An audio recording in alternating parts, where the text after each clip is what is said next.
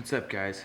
So today we are going to be talking about taking photos at a zoo or wildlife photography. Um, I don't know how the audio is going to be. I have laundry going, and Ashley's running on the treadmill. So I kind of want to test out to see how good this mic is. I want to talk about taking photos at the zoo. Highly recommend it. It's incredible. You know, most people don't get the chance to just go to Africa to go take pictures of lions, tigers, African wild dogs, all these kinds of beautiful animals that we don't ever see here unless you're at a zoo. What I would recommend, taking a telephoto lens. Like, I had my 70 to 300.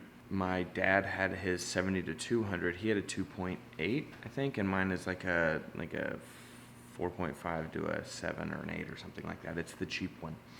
Take a telephoto lens. If your camera can go to a crop sensor, don't use it all the time, but whenever something's really far away, like this picture of this lion. So this picture of this lion was I actually shot it on the 300, but I used my telephoto lens and I used the crop sensor, so it actually ended up being closer to like a 480, I think, or a 460. That's with, full on crop in the 1.6 crop. This picture of the tiger, a normal telephoto, like I think it was a 2 or 300, something like that. You gotta use a telephoto. I mean, you don't have to. You can, do stuff in post after. Let's see. I'm looking for some other ones right now. I'm looking for my favorites. Oh, where's the elephant eye? So this monkey, this actually Silverback, that's at a 70, and I was like super close. I was maybe, I don't know, 4 or 5 feet away from him. But he was, in his glass enclosure. I think he was sick or something. But he actually, to get that picture, that's actually mid-poop face. He backed his back up against the wall, stuck his hand under his butt, pooped in his hand, threw it, took a few steps, pooped in his hand again, and then threw it again and then walked off. So this Silverback picture is actually mid-poop face. So there's some of the elephants that I got. It's kind of tricky because they're in an enclosure and there's cables and there's wires and there's all kinds of stuff.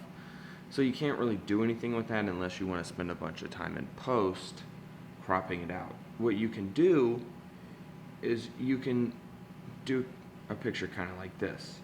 So this is a picture of his eye, his or her, I don't remember which one it is. I cropped it in between the two cables, and I just tried to focus in on his eye. But then you have other ones like mom and a baby, for example, like this one. So this one, was shot. There wasn't any cables where we were at. We were at kind of a higher spot in the enclosure, looking kind of down at them, but there were cables on the other side, so you can kind of see it, so it doesn't look like a natural photo, or like a natural, like in their habitat. Try to shoot as wide open as you can, especially through like a fence. Like monkeys, they have fences, so you gotta shoot through a fence. The best way to do that, shoot as wide open as you can. So like a 2.8, a 3, something like that. This one was shot at a 4.5 at I think 100 mil. So it's, you can't really see the fence, but you can kind of. It's kind of just, you gotta shoot wide open at a zoo.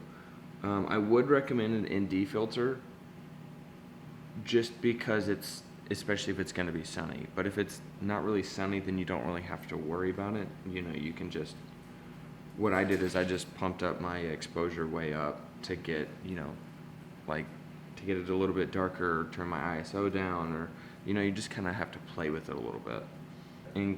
Incredible time at the zoo. It was fun. I enjoyed it. I learned a lot from my dad. My dad actually is the one who, told me how to do all this stuff, so I got to give credit to my pops. I would highly recommend going to the zoo, taking pictures. If you're new to photography, go to the zoo and try it. I mean, take a bunch of pictures, make sure you have a big SD card, make sure your batteries are full. Because I went through 1,900 pictures and my computer about had a conniption. Thanks for watching the video. I hope you enjoyed it. If you want me to do more tips, tutorials, kind of stuff like that, I would love to.